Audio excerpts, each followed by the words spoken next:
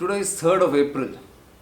Had he lived, Sam Manekshaw, the legend, the soldier, the field marshal, and a very humorous man, would have been 104.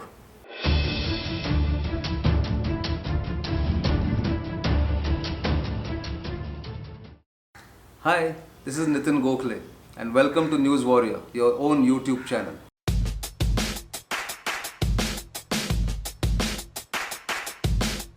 He won the 1971 war not by himself but by leading and inspiring an entire galaxy of soldiers, leaders, and generals. What was Sam Manekshaw like? I'm sure anybody who came across this man has an anecdote to tell. I have my own. This was back in 1999. I had just finished covering the Kargil war and had come back to Delhi time and again because we were following in the Outlook magazine a number of stories and number of loopholes and shortcomings that had occurred during the Kargil war. I happened to understand that Field Marshal Sam Manekshaw, the legend, was in Delhi, and on a chance I asked for an appointment with him, hoping that he will give me at least 5 to 10 minutes. I was given exactly 10 minutes. When I went there, quaking in my boots as well as being excited at the same time, I was put at ease by the legend. He asked me of my background, what I did, and why did I want to meet him.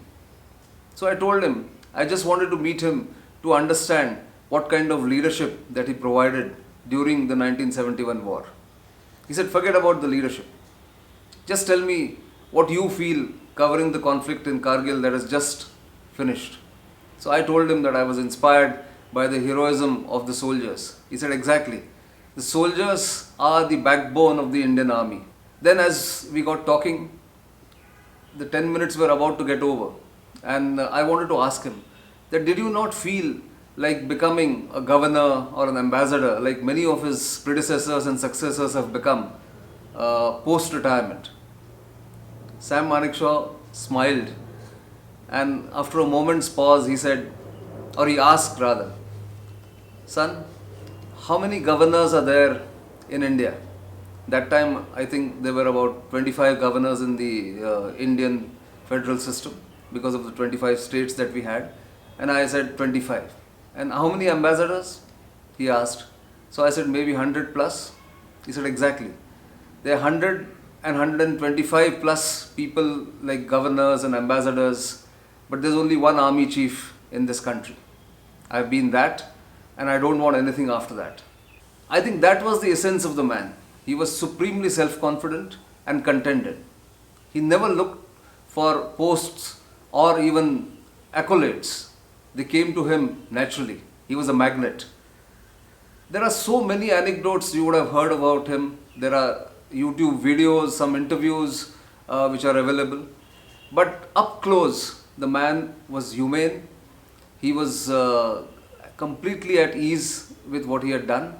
And of course, he knew that he was a hero, he was an icon.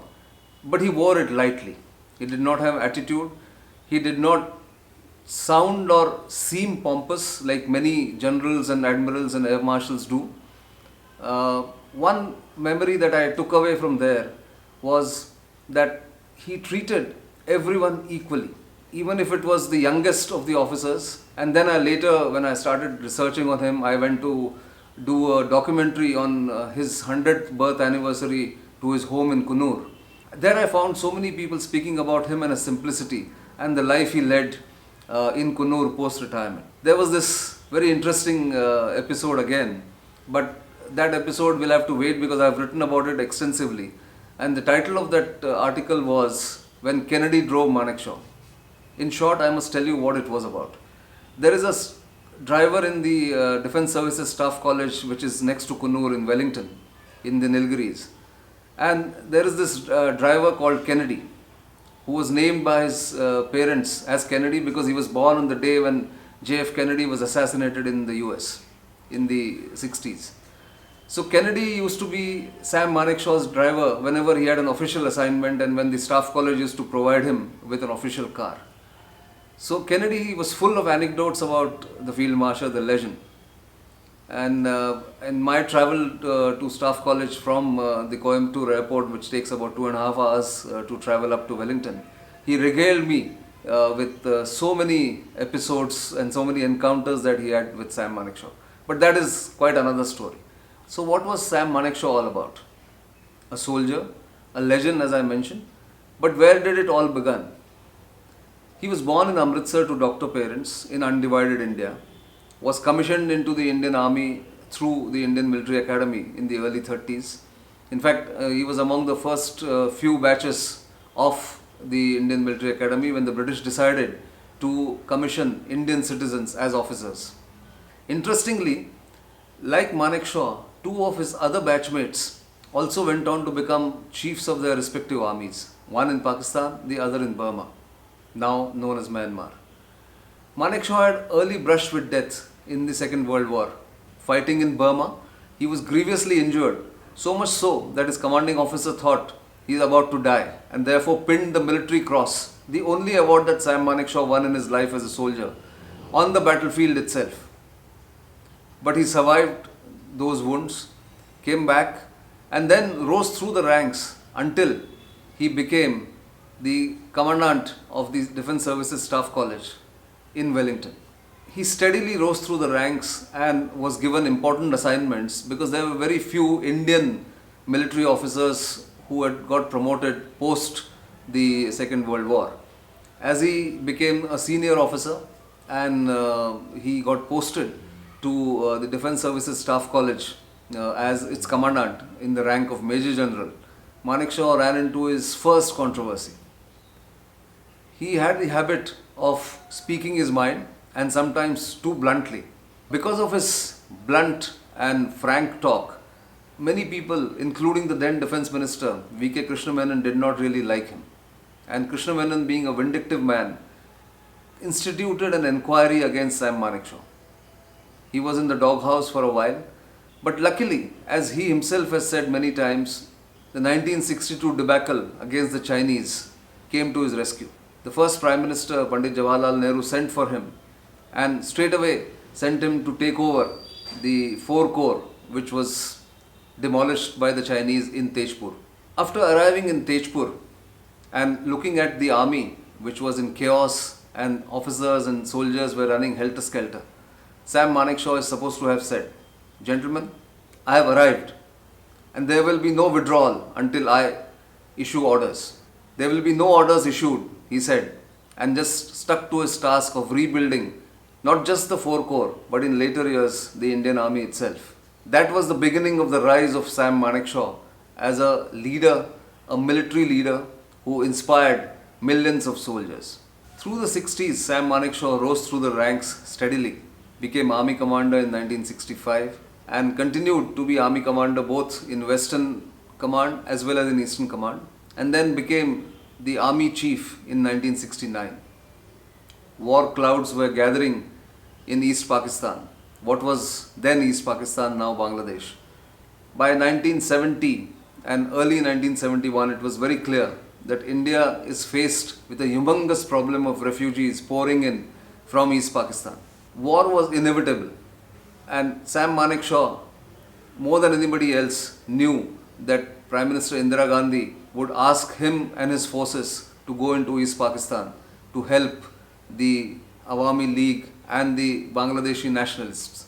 But he was not about to be rushed into war until he was prepared fully.